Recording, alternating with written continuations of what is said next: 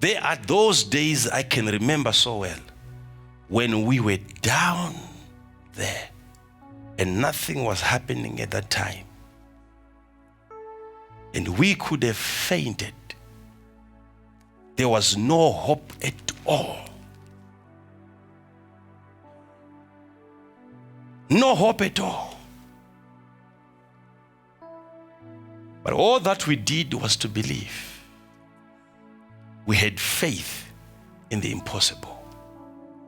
Knowing that this situation, looking at other pastors and other men of God out there,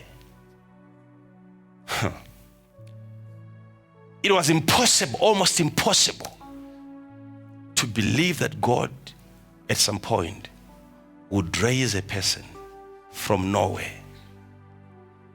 I would have fainted. But then I believed to see. And what we did was not to wait for it until it happens. We started living our lives as if it had already happened. We kept on believing and channeling our faith towards that mountain and refusing to become like any other man of God.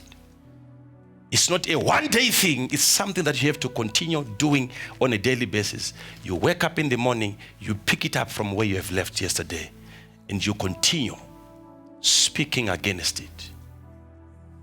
And there is no way I can remain the same when I have faith like a mustard seed.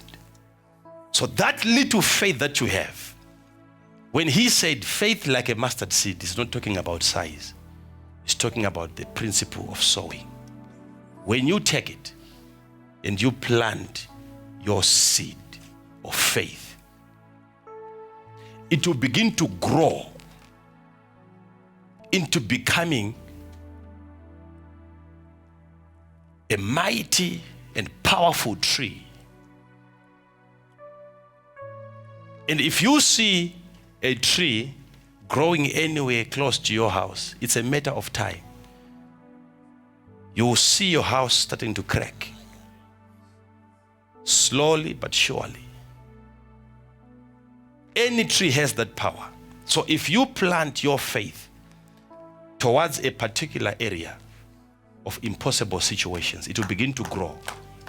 Slowly but surely, you will see that your faith, all of a sudden, it has started working against that impossible situation. Do you believe what I'm saying now? He said to you now, Jesus,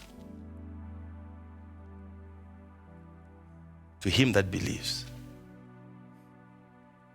all things shall be possible. How many things? How many things?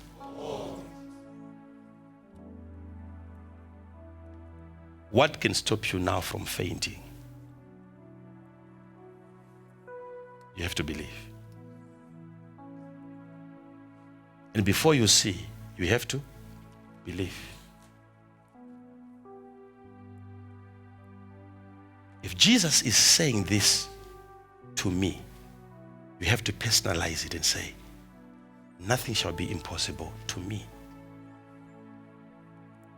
That which is impossible with men, but to me, it is possible. Which means you are not longer operating as a man. Where other fellow classmates, brothers and sisters, has found themselves limited in one way or another, when you get to that same point, you shall put your faith to work and begin to work things out of that same situation. There's a place in the book of Daniel where the prophet said, but they that know their God shall be strong, and they shall do exploits. They that know their God. If you have any drop of unbelief right now, doubting that God can bring you out of that situation, it is not because God cannot do it. It is because of the limited information that you have concerning the God that you serve. They that know.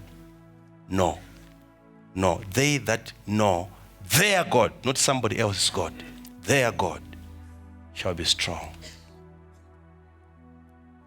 Start knowing the God that you're serving, that he can do marvelous and wonderful things.